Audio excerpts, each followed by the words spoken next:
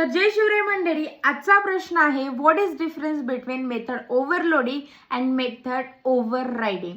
So method overloading जे आहे ते सेम मेथड नेमच्या मल्टिपल मेथड नेम असेल, but different number of parameter आपण पास करणार किंवा different type of parameter pass करणार.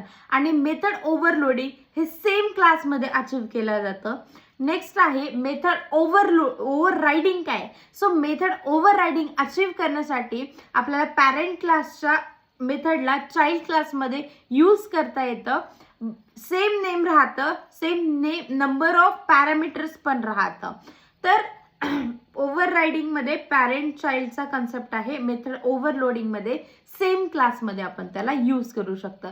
तर हाच बेसिक डिफरन्स आहे मेथड ओव्हरलोडिंग अँड मेथड ओव्हररायडिंगचा.